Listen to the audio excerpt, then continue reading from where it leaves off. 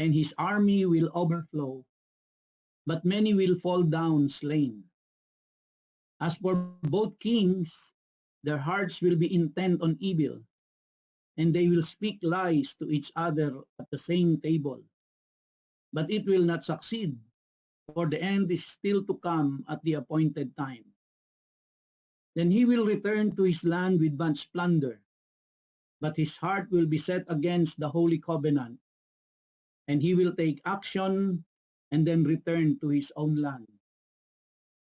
Verse 29, at the appointed time he will return and come into the south. But this last time it will not turn out the way it did before. For ships of Kittim will come against him. Therefore he will be disheartened and will return and become enraged at the Holy Covenant and take action. So he will come back and show regard for those who forsake the Holy Covenant. Forces from him will arise, desecrate the sanctuary fortress, and do away with the regular sacrifice. And they will set up the abomination of desolation. By smooth words, he will turn to godlessness those who act wickedly toward the covenant.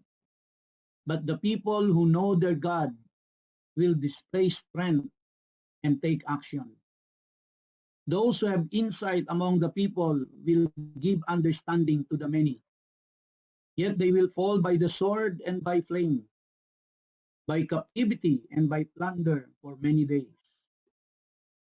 Now when they fall, they will be granted a little help, and many will join with them in hypocrisy.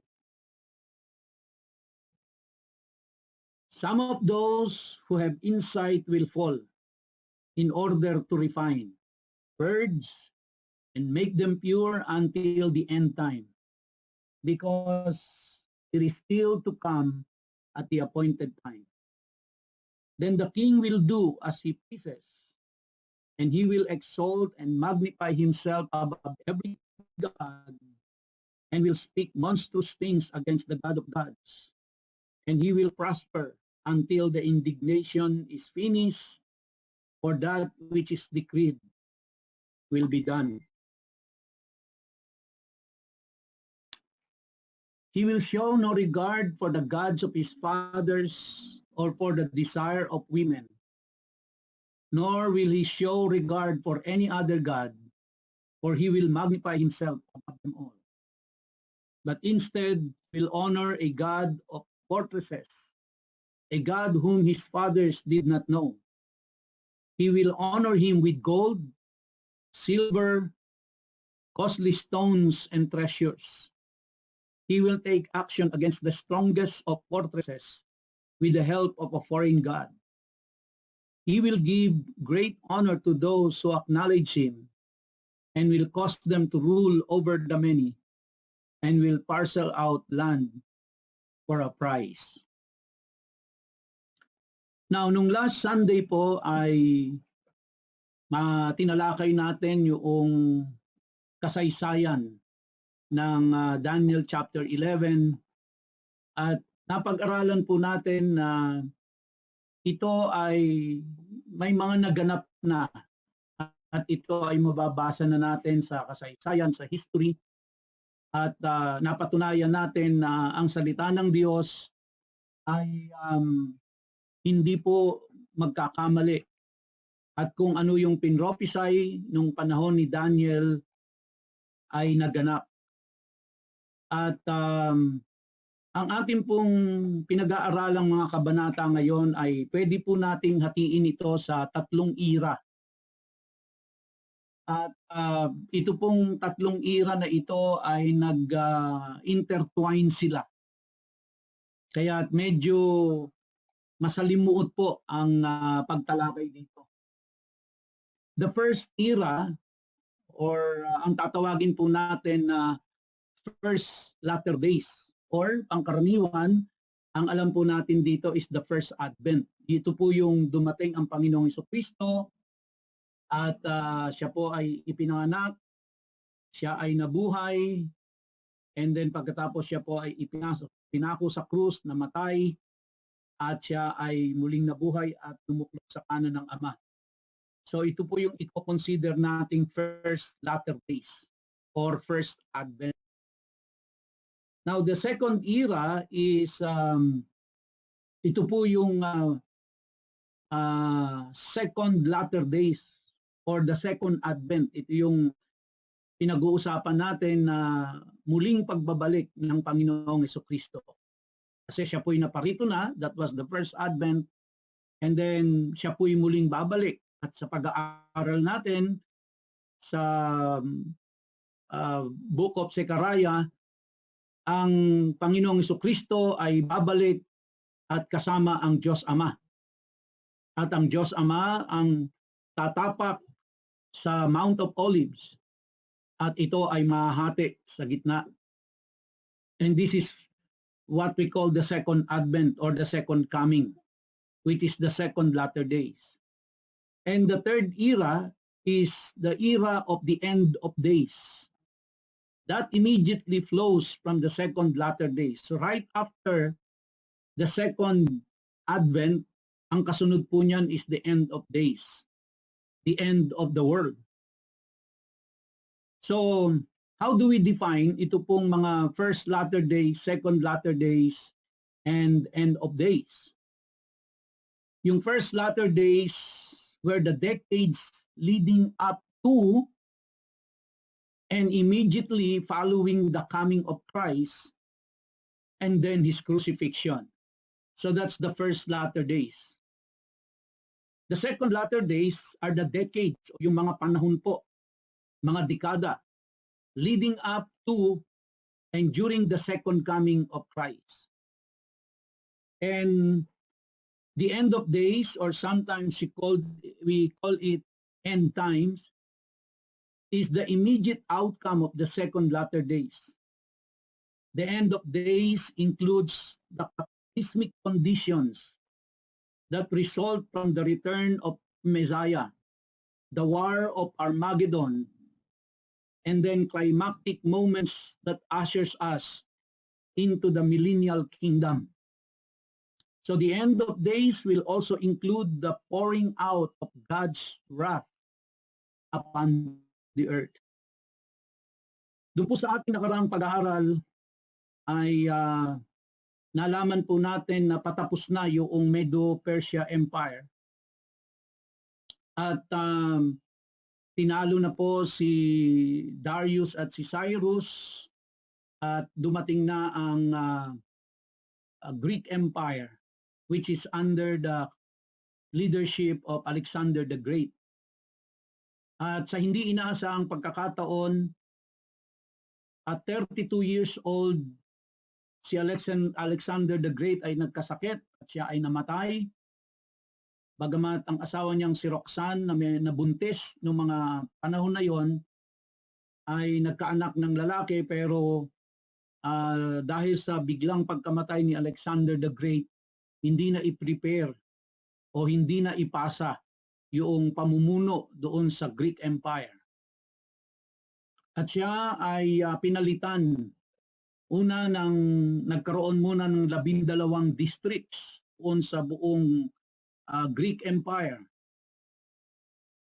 But eventually, because of so many intrigues and civil war and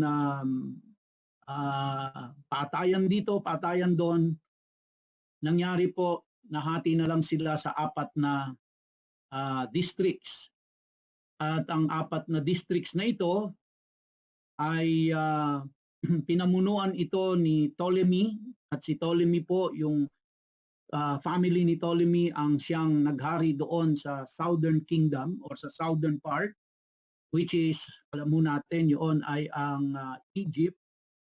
And then si Seleucus ay yung pamilya niya ang naghari naman sa north. At sa napag-aralan ho natin nung nakaraan, itong south, which is Egypt, under the leadership of Ptolemy, at saka po yung north, which is marami pong nagsasabi na ito is north of the Greek Empire. And that includes the Medo-Persia. At marami po ang nagsasabi na ito ay bahagi ng Syria o sa lugar na yon at bahagi ng Iran. So sila pong yung pong north at yung south nakita natin ay naglalaban, no, at nagpalitan sila ng kapangyarihan. Pero mas nanaig dito ang Northern Kingdom. Mas maraming ipinanalong digmaan ang North. Kaya mas kilala sila, mas sumikat sila. And in our last study, ang huling-huling hari na ating po nagpag-aralan ay si Antiochus the Great, na kung saan ay siya po ay namatay na rin. At yung sa verse 21, no? Yung sa verse 21, doon na po pumalit si Antiochus Epiphanes. But bago po yan, nais ko pong alalahanin natin ang pinaka-main context ng ito pong Daniel chapter 11 o chapter 10, 11 and 12, no? Na ito po ay sabi sa verse 14 ng Daniel chapter 10, "Now I have come to give you an understanding." So this is an angelic being who went down to Daniel in answer to his prayer, and he said to Daniel, "Now I have come to give you an understanding of what will happen to your people in the latter days." Now remember, ito pong latter days natin ay merong first latter day at merong second latter day. At ang sabi ng angel sa kanya, "I will give you understanding of what will happen to your people in the latter days. For the vision pertains to the days yet future." So the passage says that the oracle of this messenger angel has to do with Daniel's people, who of course are the Jews who are in process of being released from their Babylonian exile.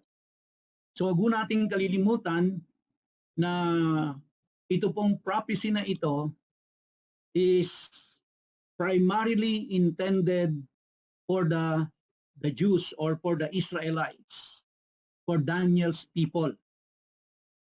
Bakit ko po binibigyan ng emphasis ito? Sapagkat may mga mababasa po kayo na ang kanilang pakahulugan dito po sa your people in the latter days ay ito daw po ay mga Gentile Christian o yung tinatawag nating mga modern believers o yung mga Christian ngayon.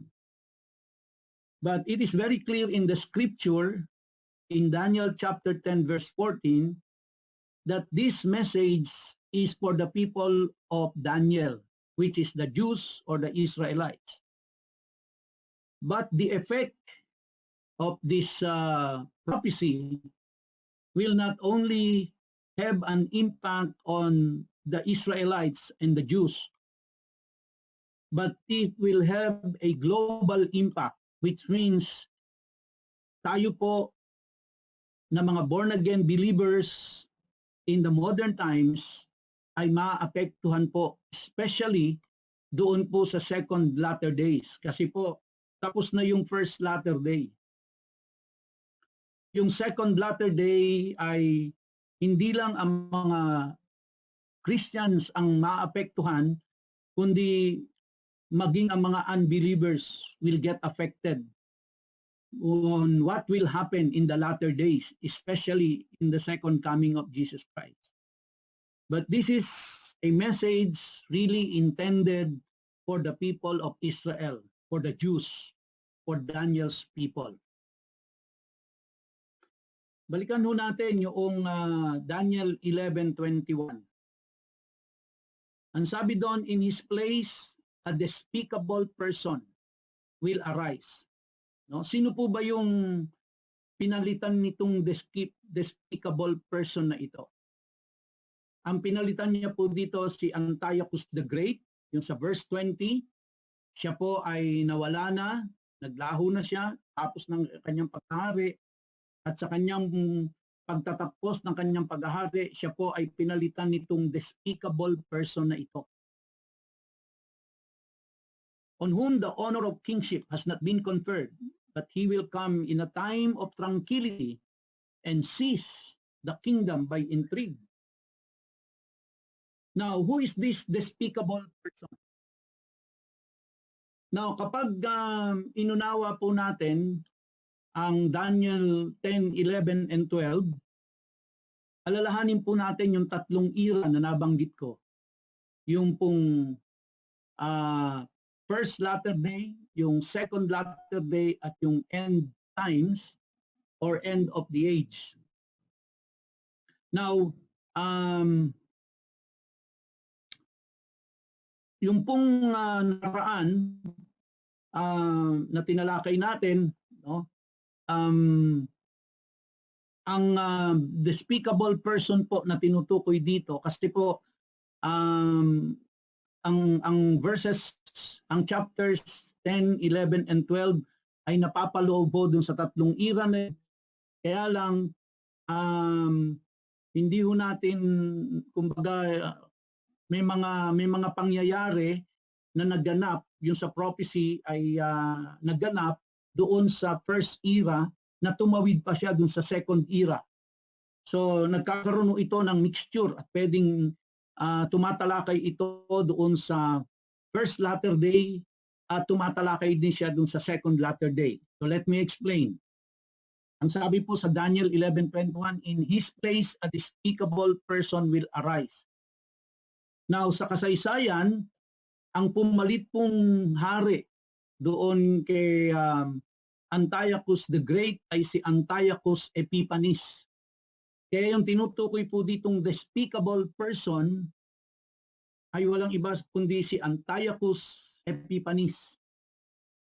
But at the same time, ito pong despicable person na ito ay tumutukoy din kay Antichrist, which is si Antichrist will be part noong pong second latter days.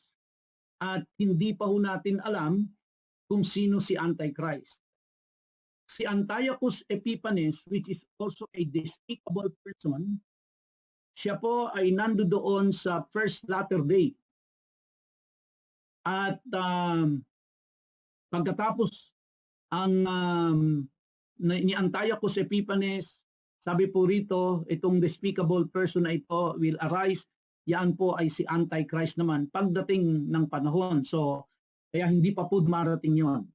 Wala pa si Antichrist, but mamaya malalaman natin that the spirit of Antichrist is already at work, but the Antichrist mismo, yung person, ay wala pa po. Pero siguradong meron. So kaya dito po sa verse 21 na ito, ay magkahalo sa first era, doon sa first latter day, at saka doon sa second latter day, itong despicable person na ito. At ang sabi, this despicable person will arise on whom the honor of kingship has not been conferred, but he will come in a time of tranquility and seize the kingdom by intrigue. So kung papaanong dumating si Antiochus Epiphanes nung panahon na yon, is the same din po ang magiging pagdating ni Antichrist.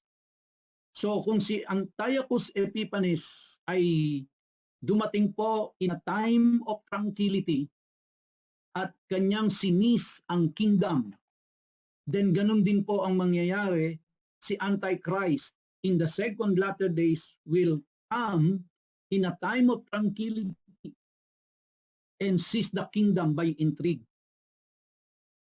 So that is the despicable man that arises, happens in both the first latter days and the second latter days.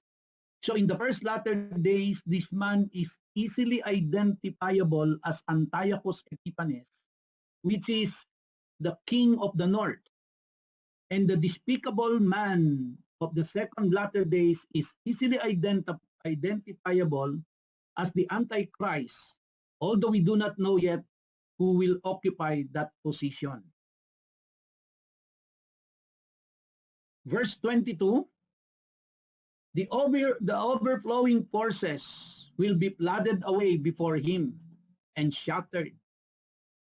And also the prince of the covenant.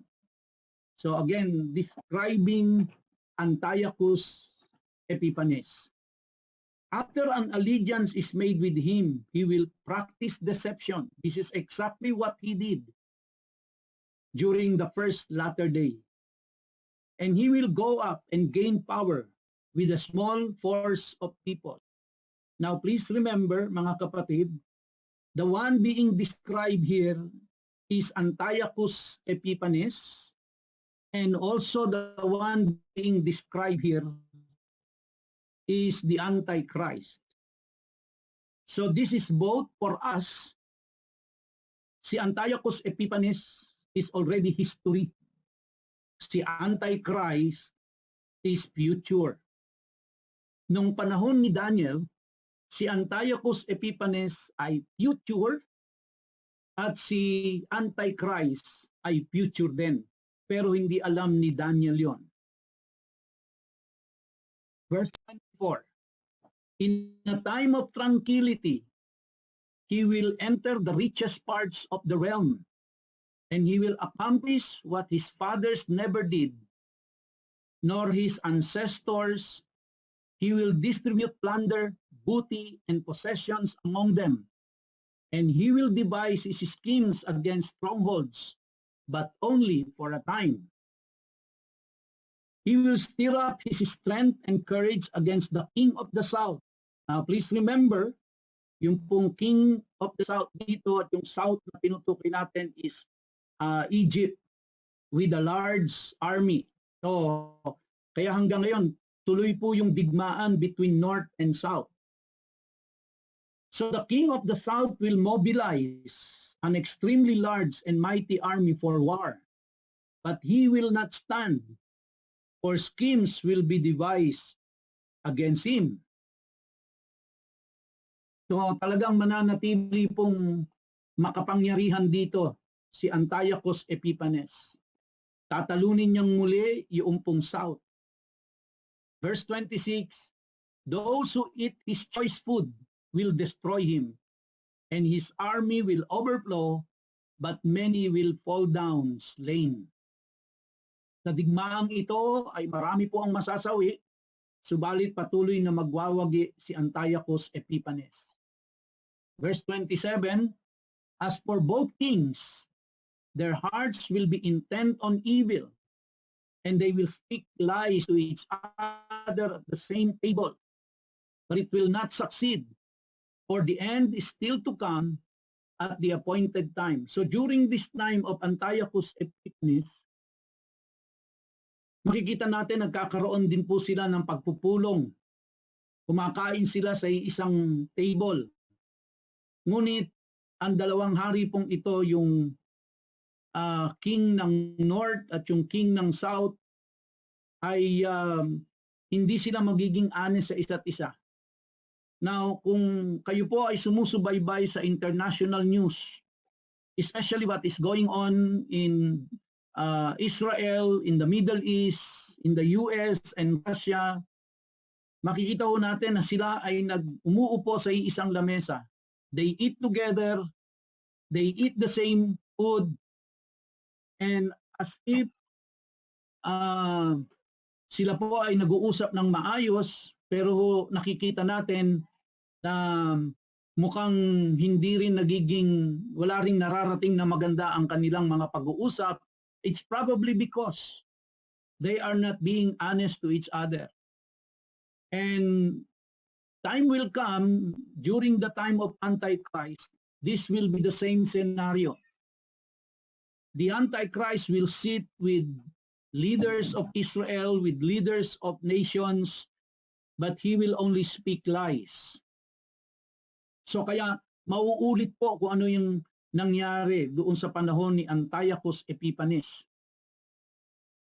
Verse 28, then he will return to his land with much plunder. So sino po yung he? Si Antiochus Epiphanes. He will return to his land, which is in the north, with much plunder taken from the south. But his heart will be set against the holy covenant, and he will take action and then return to his own land. So, sa kabila po ng kanyang tagumpay ni Antiochus Epiphanes laban sa Egypt, at siya ay naghakot ng katakot-takot na mga kayamanan papunta sa kanilang bayan, ay biglang pumasok sa isip niya ang tungkol sa Holy Covenant. Now, ano po ba itong Holy Covenant na ito? Well, ito pong Holy Covenant na ito ay wala namang ibang tinutukoy na Holy Covenant ang Bible, kundi yung covenant ng Diyos sa mga Israelites. At bigla na lang pumasok sa isip ni Antiochus Epiphanes ang covenant ng Diyos sa mga Israelita. Sa madaling salita, biglang pumasok sa isip niya ang Israel, ang mga Israelites. So the Holy Covenant can only mean God's covenant with Israel in general. So this is referring directly to God's covenant people, which is Israel. And because of this, I believe na ito po ay instigated by Satan himself para maisip ni Antiochus Epiphanes ang mga Israelita sa kabila ng kanyang tagumpay laban sa Egypt. Bakit pumasok sa kanyang ulo, sa kanyang isipan ang mga Israelita?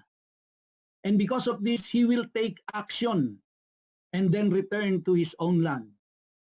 Sabi po ng isa sa mga early church father na si Jerome, both the Greek and the Roman historians relate that after Antiochus Epiphanes had been expelled from Egypt and had gone once more, he came to Judea, that is against the Holy Covenant, and that he despoiled the temple and removed a huge amount of gold. Then having stationed a garrison in the citadel, so bigyan ko lang ho kayo ng konting background tungkol sa Apocrypha. Tingin ko po marami sa atin ay hindi binabasa ito kasi ang sabi natin ito po ay kasama sa Catholic Bible, no? Which is tama naman po yon. Now, please remember that while this book, meaning Apocrypha, doesn't appear in Protestant Bibles, it remains in Catholic Bibles and the various Eastern Orthodox Christian Bibles.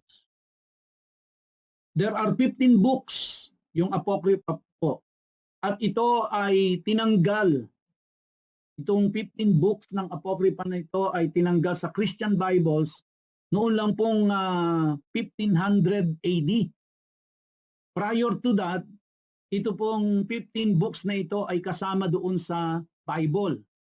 But during the Reformation, during the Protestant Reformation period, napagkasunduan po ito na alisin yung 15 books na ito. Ang reason po dito kasi hindi siya nakita nila na itong 15 books na ito ay hindi po equally inspired nung mga yung 66 books na nasa Bible natin ngayon.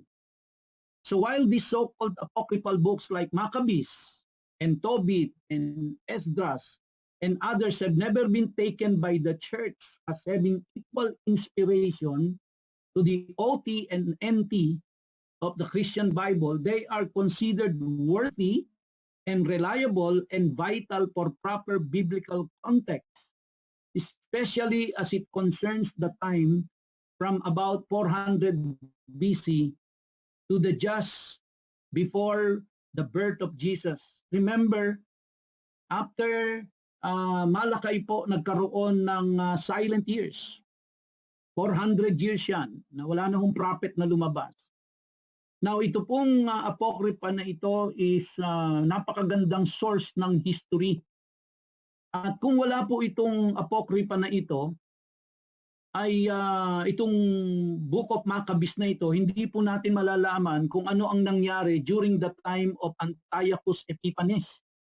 Kung ano ang kanyang pinaggagawa nung maisipan niya, nung pumasok sa isip niya ang mga Israelites at kung anong action ang ginawa niya, hindi po natin malalaman yon kung hindi dahil dito sa Apokripa, specifically doon sa Maccabees. Kaya sa tingin ko po nararapat lang na basahin natin yung Maccabees na ito para malaman natin kung ano po yung aksyon na ginawa ni Antiochus Epiphanes. Dahil kung ano po yung aksyon na ginawa ni Antiochus Epiphanes will be repeated during the second latter days or during the second coming. Kaya basahin nun natin. Sa first Maccabees in chapter 1, simulan ko po sa verse 16. Once Antiochus had seen his authority established, he determined to make himself king of Egypt and the ruler of both kingdoms. So dito nakita natin na naghari na siya sa Egypt, naghari na siya doon sa north. He invaded Egypt in massive strength with chariots and elephants and cavalry and a large fleet. He engaged Ptolemy, king of Egypt, in battle. And Ptolemy turned back and fled before his advance, leaving many casualties. So sundan niyo po ako dito sa binabasa ko at dito natin mauunawaan kung ano yung ginawa ni Antiochus Epiphanes sa Israel. Verse 19 ng 1 Maccabees chapter 1. The fortified cities of Egypt were captured and Antiochus plundered the country. After his conquest of Egypt in the year 143, Antiochus turned about and advanced on Israel and Jerusalem in massive strength, insolently breaking into the sanctuary. Which sanctuary? Yung pong sanctuary ng mga Hudyo. He removed the golden altar and the lampstand for light with all its fittings, together with the table for the loaves of permanent offering, the libation vessels, the cups, the golden censers, the veil, the crowns, and the golden decoration on the front of the temple, which his strip of everything. He made off with the silver and gold and precious vessels. He discovered the secret treasures and seized them. And removing all this, he went back to his own country, having shed much blood and uttered words of extreme arrogance. Now, ito pong ginawa ni Antiochus Epiphanes na ito, doon po sa templo ng mga Hudyo, ay gagawin din ho ito nung lalabas na Antichrist sa pagdating nung second latter days, sa pagdating ng panahon.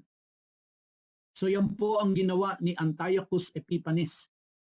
Kaya po, kung inyong naaalala yung aking itinuro sa inyo, na sa loob ng 3 taon, wala na pong nasindihang ano po doon, wala nang nasindihang kandila doon. At nagkaroon lang ho ng rebellion at ang namuno po dito ay yung Maccabean, ito yung tinatawag na Maccabean Revolt. Ito po yung mga magkakapatid na Maccabees.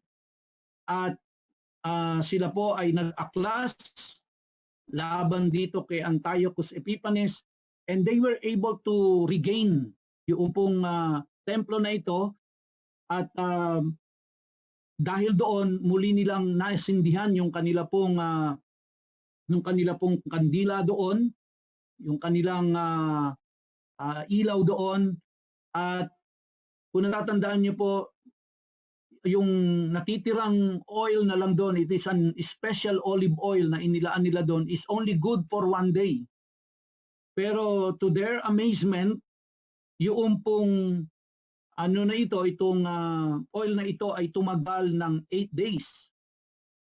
Kaya dito po nagbago talaga ang kasaysayan ng Israel at kaya sinelebrate po nila yung celebration of light or yung Hanukkah. At ito ay ginawa nila sa panahon din po ng panahon ng Kapaskuhan nung ito ay kanilang gawin. verse 28, na ito'y mababasa natin sa 1 Maccabees, chapter 1. Now, verse 29, at the appointed time he will return and come into the south, but this last time it will not turn out the way it did before. So, hindi pa ho nakontento itong si Antiochus Epiphanes pagkatapos niya pong iloot yung templo at pagkatapos niyang dalhin yung lahat ng mga nakamkam niya galing sa Egypt, sa south, bumalik na siya sa kanyang doon sa north, pero saglit lang ho yun, bumalik ulit siya sa south para muli na naman niyang digmain ang south. Verse 30, Daniel chapter 11, ang sabi po doon, for ships of Kittim will come against him, against Antiochus Epiphanes. Therefore he will be disheartened and will return and become enraged at the Holy Covenant and take action. So he will come back and show regard for those who forsake the Holy Covenant. Now, in-highlight ko po dito yung Kittim kasi yung Kittim po, yan po ay yung mga island doon, yan po is the island of Crete. Or later on, yan po ay kinilala birang island nations of the Mediterranean. Nabigyan ko lang ko kayo ng konting background kay Kittim. Si Kittim po, no, ay ano po siya, anak po siya ni Javan. Sino po si Javan? Si Javan po ay apo ni Noah. At sa katunayan po, ang Greece or ang yung pong Greek Empire, sa original Bible po, sa original manuscript, wala ho talagang Greece. Ang bayan pong yun ay, yun po ay Javan, apo po siya ni Noah, and then pagkatapos po nagkaanak siya at anak niya ay si Kittim. So, kaya ito pong Kittim na ito ay mga island ito sa Mediterranean. Na sabi po, sila ay nagsama-sama, sanib puwersa upang tulungan nila ang Egypt na sinasakop noon na binalikan ulit ni Antiochus Epiphanes. So ito pong Kittim ay para bang sa panahon, kunyari sa Pilipinas, para bang Bisaya. No, pag sinabi nating Bisaya, alam natin na maraming island yon. No, pero pag ang tawag sa kanila doon sa group of islands na yon ay Bisaya. So ito pong Kittim is like group of islands ito doon sa Mediterranean na ito ay tumulong sa ano po, no, doon sa south nung muling balikan ni Antiochus Epiphanes ang south. At dahil dito, dahil lumakas yung puwersa ng south, so he became enraged at the Holy Covenant and take action. Hindi ho natin malaman kung bakit galit na galit siya sa Israel, no? So he will come back and show regard for those who forsake the Holy Covenant. Now, sino ho ba yung magpo-forsake ng Holy Covenant? Eh wala naman ho ibang magpo-forsake ng Holy Covenant kundi ang mga Hudyo dahil ang Hudyo lang ang nakipag-covenant sa Diyos. So there are people in Israel na kanila pong tinalikuran din ang covenant nila sa Diyos. Verse 31, forces from him will arise, desecrate the sanctuary fortress, and do away with the regular sacrifice, and they will set up the abomination of desolation. So ano nangyari dito? Sabi, he will desecrate the sanctuary, and he will do away with the regular sacrifice, and he will set up the abomination of desolation. Now, para maintindihan natin, punta ulit tayo sa 1 Maccabees chapter 1, in verse 29. Dahil doon natin makikita kung ano yung ginawa po ni Antiochus Epiphanes. Ito yung interpretation ng verse 31 po. Verse 29 sa 1 Maccabees chapter 1, 2 years later, the king sent Mysarch. No, sino yung king? Si Antiochus Epiphanes. Through the cities of Judah. He came to Jerusalem with an impressive force. So nilusog na po yung Jerusalem, and addressing them with what appeared to be peaceful words, he gained their confidence. Then suddenly he fell on the city dealing it a terrible blow and destroying many of the people of Israel. So ito pong si Mysark ay pumunta doon sa Israel with impressive force, pero kanya pong, kumbaga, ang sabi dito, meron siyang peaceful words at nakuha niya yung confidence ng mga tao. But eventually, after that, binanatan niya yung siyudad, yung Jerusalem. Ano pa po ang ginawa niya? Verse 31. He pillaged the city and set it on fire, tore down its houses and encircling wall, took the women and children captive, and commandeered the cattle, pati yung mga alagang hayop ng mga Israelita, pinagkukuha niya. Binihag niya mga babae at ang mga bata. They then rebuilt the city of David with a great strong wall and strong towers and made this their citadel. 34. There they installed a brood of sinners, of renegades, who fortified themselves inside it, storing arms and provisions and depositing there the loot they had collected from Jerusalem. They were to prove a great trouble. 36. It became an ambush for the sanctuary, an evil adversary for Israel at all times. They shed innocent blood all round the sanctuary and defiled the sanctuary itself. The citizens of Jerusalem fled because of them. She became a dwelling place of strangers, estranged for her own offspring. Her children forsook her. Now, dinidescribe ho dito mga kapatid kung ano yung ginawa nila sa Jerusalem ni Antiochus Epiphanes sa pamumuno ni Mysark. At mga kapatid, ito po ay mangyayaring muli sa panahon ni Antichrist sa Jerusalem. Verse 39, her sanctuary became as forsaken as a desert. Her feasts were turned into mourning, her Sabbath into a mockery, her honor into reproach. Her dishonor now fully matched her former glory. Her greatness was turned into grief. Wow! Ganito na ho ang nangyari sa Jerusalem. Verse 41, the king then issued a proclamation to his whole kingdom that all were to become a single people, each nation renouncing its particular customs. All the Gentiles conformed to the king's decree, and many Israelites chose to accept his religion, sacrificing to idols and profaning the Sabbath. Again, mga kapatid, no, ito po ay isang kahindik-hindik na pangyayari sa Jerusalem, which in the second coming or in the second latter days, magyayari po ito.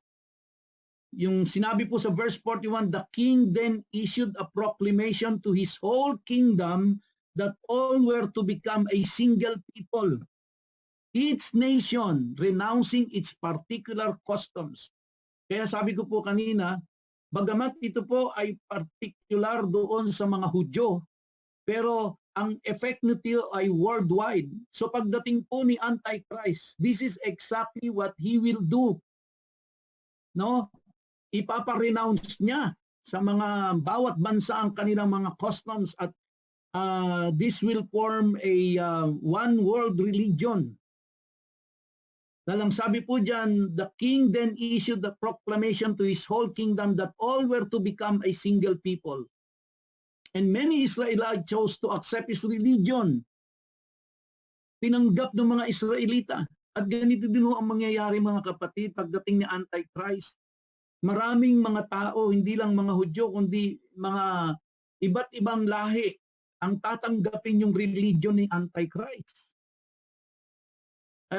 Nakakalungkot ho ito.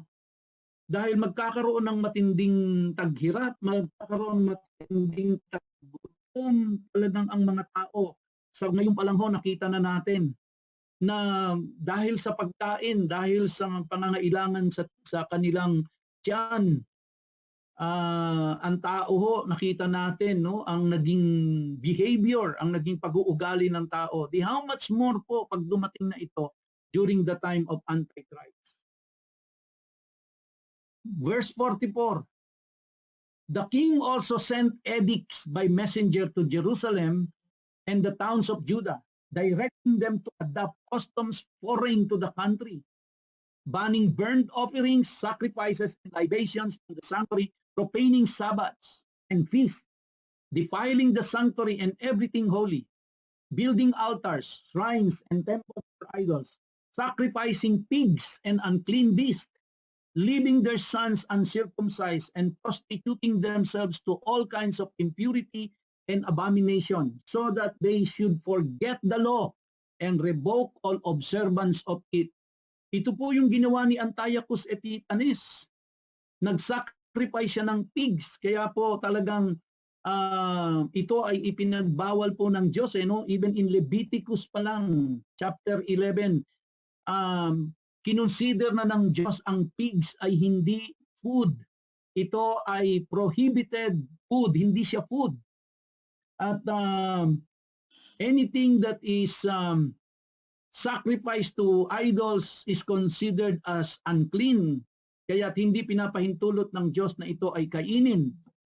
At hindi ho nagbabago ang batas ng Diyos until now. Hindi ho na ano yun, hindi siya na baliwala. Until now, it's the same.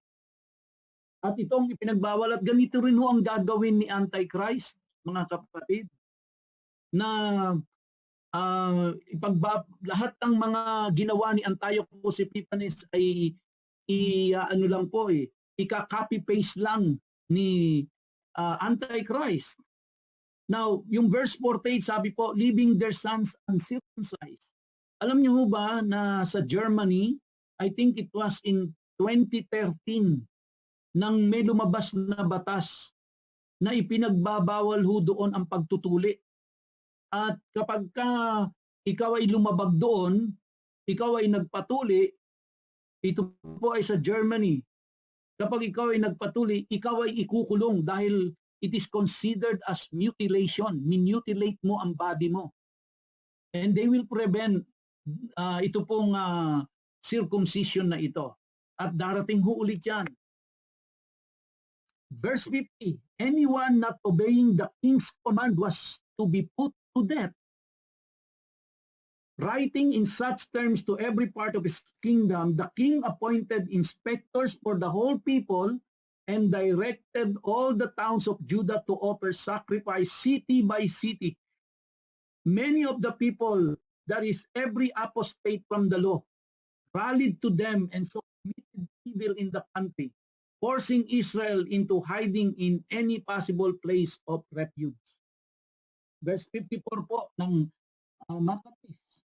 On the 15th day of Kislev, in the year 145, the king built the appalling abomination on top of the altar of burnt offering, and altars were built in the surrounding towns of Judah, and incense offered at the doors of houses and in the streets. Any books of the law that came to light were torn up and burned. Ano po ba itong books of the law na ito? It's their Bible, it's the Old Testament, it's the Torah. Whenever anyone was discovered possessing a copy of the covenant or practicing the law, the king's decree sentenced him to death. Month after month, they took harsh action against any offenders they discovered in the towns of Israel. On the 25th day of each month, not 25th day of each month, sacrifice was offered on the altar erected on top of the altar of burnt offering. Kaya po yung 25th ng December na sineselebrate natin na Pasko, ito po ay itinaon nila Antiochus Epiphanes na ito na sila ay mag-sacrifice doon po sa altar of burnt offering ng mga Hudyo. And kaya noong yung pong masakop ulit makuha ulit ng mga Hudyo yung temple ay December 25 din nila. Sinindihan po yung kanilang kandila doon, no? Yung kandila ng mga Hudyo. At tinawag nila itong Hanukkah. 60. Women who had their children circumcised were put to death according to the edict. with their babies hung around their necks, and the members of their household and those who had performed the circumcision were executed with them. Imagine nyo po, no? Sa harapan nila, binikti yung kanilang mga anak dahil lang pinatuli nila yung kanilang mga anak, yung mga Hudyo. So sumuway sila dun sa edict ng king at ito ang kanilang ginawa. Again, uulitin ko po mga kapatid, ito po ay mangyayari ulit sa panahon ni Antichrist. Magaganap pong ulit ito sa panahon ni Antichrist. At sana nga po wag na nating abutin ito at ang ating mga anak, apo ay maging handa sa pagdating ng panahon na ito. Meron na po tayong pinatikim na tayo kung gaano kahirap ito palang coronavirus na ito. Nakita ho natin kung gaano nakahirap ang naging kalagayan ng mga tao. Now, how much more mga kapatid kapag kasi Antichrist ay namamayagpag na dito sa lupa at ganito rin ang gagawin niya kung ano yung naranasan ng mga Hudyo nung panahon ni Antiochus Epiphanes ay mararanasan ding muli ito mga kapatid at mas malala pa sa panahon ho ni Antichrist. Yet there were many Israel in verse 62 who stood firm and found the courage to refuse unclean food. So meron ng mga Hudyo na hindi sila napasunod, na natili silang tapat sa law of God, sa law of Moses, na natili silang faithful sa Diyos. They chose death rather than contamination by such fare or profanation of the Holy Covenant, and they were executed. It was a truly dreadful retribution that visited Israel. Now, another reference po kung ano ang ginawa nila. Now, bakit ko po binabasa ito mga kahit medyo mahaba? Dahil ito ay nagbibigay na sa atin ng maliwanag na larawan kung ano po ang mangyayari sa panahon ni Antichrist. At bakit natin kailangan malaman yon? Well, we have to be prepared. We have to be prepared for that. Sabi po sa verse 1 ng 2 Maccabees. Shortly afterwards, the king sent Gerontes, the Athenian, to force the Jews to violate their ancestral customs and live no longer by the laws of God. Nakita niyo po kung ano yung pinopromote dito? No, na wag na silang mamuhay sang-ayon sa itinakdang batas ng Diyos. And to profane the temple in Jerusalem and dedicate it to Olympian Zeus, and the one on Mount Gerizim to Zeus, patron of strangers, as the inhabitants of the latter place requested. So yung pong temple in Jerusalem, ito po ay dinedicate nila natin si Zeus, si Satan po ito, dinedicate nila yung kay Satan. At ito po ay mangyayaring muli sa temple ng Jerusalem. Verse 3, the Advent of these evils was painfully hard for all the people to bear. The temple was filled with reveling and debauchery by the Gentiles, who took their pleasure with prostitutes and had intercourse with women in the sacred precincts, introducing other indecencies besides. Verse 5, the altar of sacrifice was loaded with victims proscribed by the law as profane. No one might either keep the Sabbath or observe the traditional feast or so much as admit to being a Jew. No? Pati po yung Sabbath, which is a rest day ng mga Hudyo, pinagbawal na rin po ito. Now, having said all that, in 1 John chapter 4 verse 1 to 5, ito po ang sabi ng Panginoong Jesucristo. Dear friends, don't trust every spirit. On the contrary, test the spirit to see whether they are from God, because many false prophets have gone out into the world. Now ito po ay si John, no? Here is how you recognize the Spirit of God. Every spirit which acknowledges that Yeshua the Messiah came as a human being is from God. And every spirit which does not acknowledge Yeshua is not from God. In fact, this is the spirit of the anti-Messiah. You have heard that he is coming. Well, he is here now in the world already. You, children, are from God and have overcome the false prophets, because he who is in you is greater than he who is in the world. They are from the world, therefore they speak from the world's viewpoint, and the world listens to them. Ito po ang dahilan, mga kapatid, no, na kung bakit kailangan nating malaman ang mga nangyari noon, sapagkat magaganap ulit ito ngayon sa ating panahon. Tayo po ay nasa second latter days na. At kailangan maging handa ho tayo dito. At nakita natin kung paanong naganap yung prophecy na iyon sa panahon nung ipinropesa iyon kay Daniel. At nangyari ho ito. Naganap lahat yun hanggang sa Roman Empire. Nangyari ho lahat yun. Which means we can truly trust the word of God. So kung naganap ho yun, yung apat na empires na yun ay nangyari, wala ho ako nakikitang dahilan para hindi ho mangyari itong mga susunod pa sa second latter days. Ito pong pagdating ni Antichrist at kung ano ang kanyang gagawin pagdating niya dito sa kanyang paghahari, mga kapatid. Now, babalikan na lang ho natin ito sa verse 32. Sabi kasi dyan, by smooth words he will turn to godlessness those who act wickedly toward the covenant, but the people who know their God will display strength and take action. No? But the people who know their God will display strength and take action. Those who have insight among the people will give understanding to the many, yet they will fall by the sword and by pain, by captivity and by plunder for many days. So yung pong mga tao na hindi po susuko, hindi susunod sa ipinag-uutos po ni Antiochus Epiphanes, ito yung kanilang gagawin.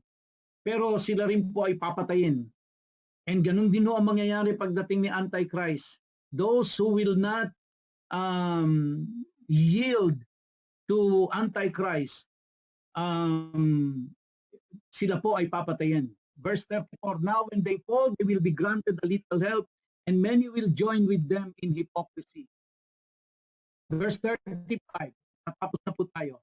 Some of those who have insight will fall in order to refine, purge, and make them pure until the end time, because it will come at the appointed time.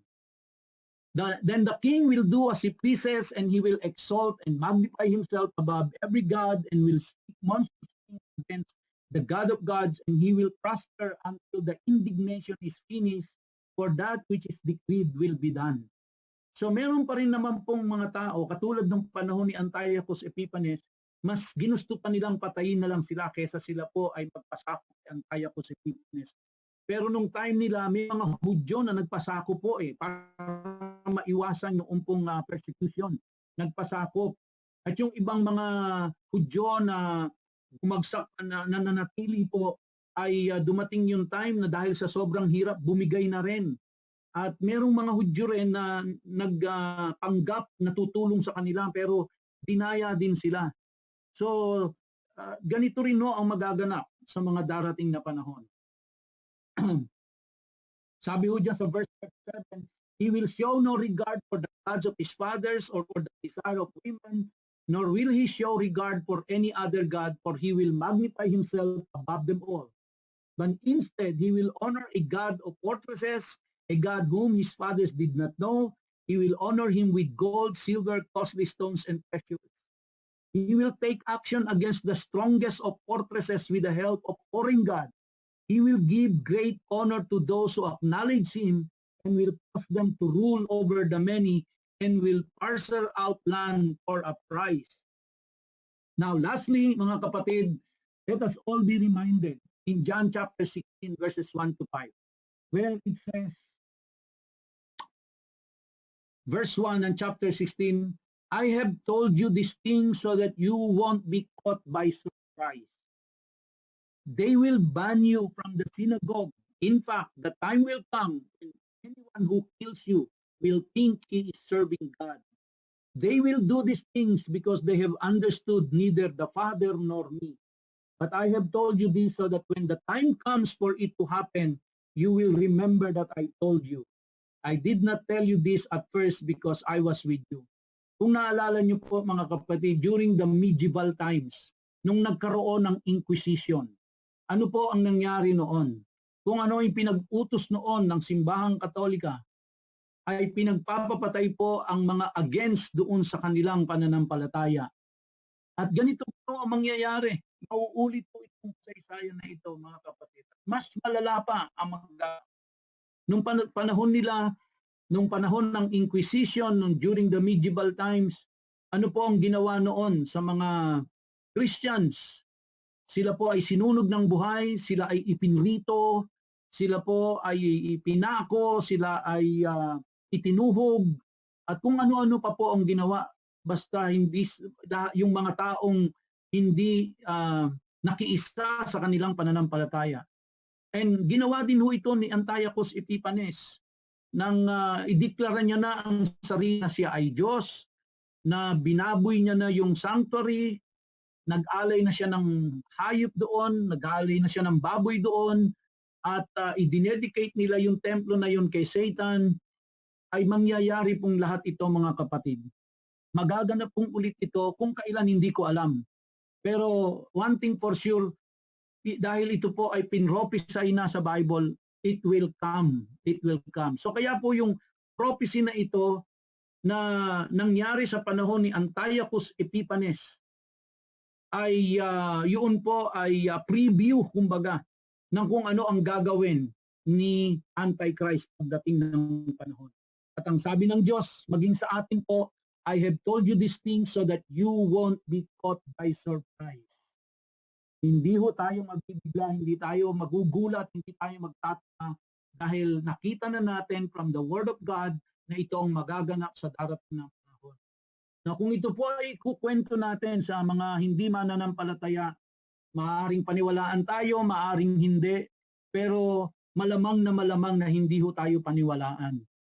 At kaya makikita ho natin na maraming tao po talaga ang magugulantang na lang. At maraming tao po dahil sa gutom, dahil sa pangangailangan, ay mapipilitan po na isuko ang kanilang pananampalataya kay Satan at magpailalim sa kapangyarihan ni Antichrist. Though this is, ang sentro po nito is ang Israel, pero this will have a global effect katulad doon ang naranasan natin ngayon sa COVID-19 na meron siyang global effect. Ito pong pamumuno ni Antichrist will have a global effect, although ang kanyang concentration po ay yung pong Israel, yung pong Jerusalem in particular. But everybody in the world will be affected. So kaya po nasabi ko minsan na hindi po itong COVID-19 ang magtatapos sa mundong ito. Kaya darating yung time na kung ma-solve din itong COVID-19 na ito, kung kailan hindi ko pa alam. Pero kasi kailangang matayo muna ang templo ng Jerusalem. Dahil hanggat hindi natatayo yon, ay walang ide-desecrate si Antichrist, no?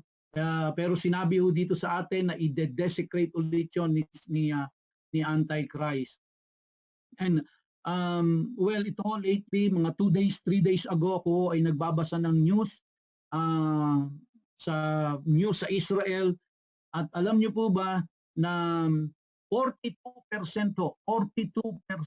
ng mga Hudyo sa buong Europe, no, this is sa buong Europe po ito, 42% ng mga Jews sa buong Europe ay gusto na pong bumalik sa Israel. 42%, no? Kaya ito po ay isang palatandaan na rin na maaaring malapit na hong bumalik yung mga taga Northern Kingdom. Yung pong mga yung 10 tribes of Israel ay malapit na ho silang magsibalik at muling mabuo na ulit yung Israel. At kapag nangyari ho yan, mariregain ulit nila ang templo, maitatayo ulit nila ang templo doon. At kapag ho yan ay natayo na, mga kapatid, yan na ho talagang andyan na talaga ang magpapakilala na si Antichrist dyan. At magkakaroon right after the second latter days, then the second coming of Jesus Christ. At yun po, kung ano mangyayari sa mga susunod, mga kapatid, pag-uusapan pa po natin yan, di pa po tayo tapos, marami pa tayong tatalakayin sa Revelation, marami pa tayong matututunan dahil ito po ay halos karugtong nito pong Book of Daniel. Kaya abangan nyo po yung mga susunod na pag-aaral natin sa Book of Daniel, hanggang chapter 12 at sa Book of Revelation. No, salamat sa Diyos. Tapos chapter 3 and konti na lang matatapos na natin ang Revelation.